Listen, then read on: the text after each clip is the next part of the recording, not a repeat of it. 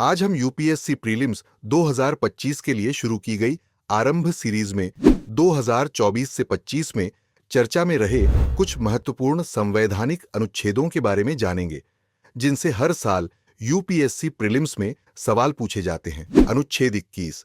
भारतीय संविधान का अनुच्छेद 21 एक मौलिक अधिकार है, जो प्रत्येक व्यक्ति को जीवन और व्यक्तिगत स्वतंत्रता की सुरक्षा सुनिश्चित करता है। ये क्यों महत्वपूर्ण है? हाल ही में पंजाब देश का पहला राज्य बन गया है जिसने पैदल चलने का अधिकार लागू किया है। इस निर्णय के बाद एनएचएआई जैसी सड़क निर्माण एजेंसियों को नई सड़कों के निर्माण में साइकिल ट्रैक और फुटपाथ शामिल करना अनिवार्य हो जाएगा। अनुच्छेद 82। भारतीय संविधान का अनुच्छेद 82 हर जनगणना के बाद लोकसभा चुनाव के लिए मतदान क्षेत्रों को फिर से निर्धारित करने से जुड़ा है। ये क्यों महत्वपूर्ण है? हाल ही में सर्वोच्च न्यायालय ने केंद्र सरकार को अनुसूचित जातियों और अनुसूचित जनजातियों को उनकी जनसंख्या के अनुपात में प्रतिनिधित्व सुनिश्चित करने के लिए परिसीमन आयोग गठित करने का निर्देश दिया है।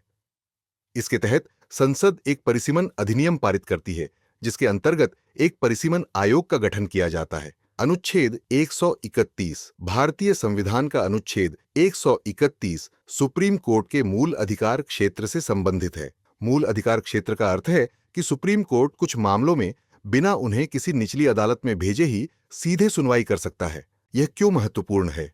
हाल ही में असम और अरुणाचल प्रदेश ने 1972 से चल रहे सीमा विवाद को समाप्त करने के लिए एक समझौता ज्ञापन पर हस्ताक्षर किए हैं।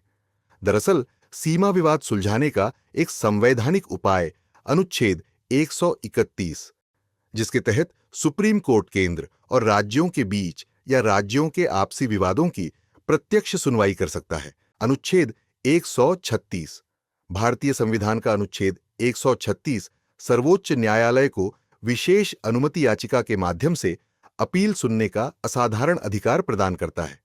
यह क्यों महत्वपूर्ण है? हाल ही में केंद्रीय कैबिनेट ने कृष्णा जल विवाद न्यायाधिकरण 2 की शर्तों को अंतर्राज्यीय नदी जल विवाद अधिनियम 1956 के तहत मंजूरी दी है। यह प्रक्रिया संविधान के अनुच्छेद 262 के तहत की गई, जो सुप्रीम कोर्ट को अंतर्राज्यीय नदी जल विवादों में हस्तक्षेप से रोकता है। अनुच्छेद 244। भारतीय संविधान का अनुच्छेद 244 अनुसूचित क्षेत्रों और जनजातीय क्षेत्रों के प्रशासन से संबंधित है। यह क्यों महत्वपूर्ण है? हाल ही में पंचायतों से संबंधित संविधान के भाग 9 के प्रावधानों को 10 राज्यों के अनुसूचित क्षेत्रों तक विस्तार दिया गया है।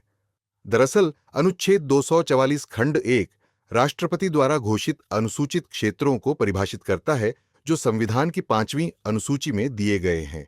वर्तमान में 10 राज्यों में ऐसे क्षेत्र हैं, जबकि अनुच्छेद 244 खंड 2 के तहत 6ठी अनुसूची में असम, मेघालय, त्रिपुरा और मिजोरम के कुछ क्षेत्र जनजातीय क्षेत्र के रूप में मान्यता प्राप्त है, जो आदिवासी समुदायों की संस्कृति और स्वायत्तता की रक्षा के लिए है। अनुच्छेद 311।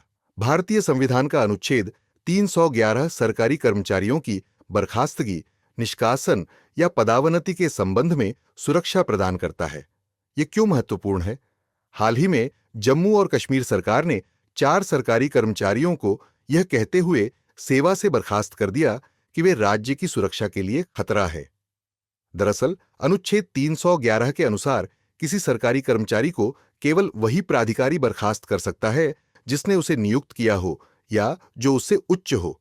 अनुच्छेद 311 खंड 2 कहता है कि कर्मचारियों को आरोपों की जानकारी दिए बिना और सुनवाई का अवसर दिए बिना नहीं हटाया जा सकता।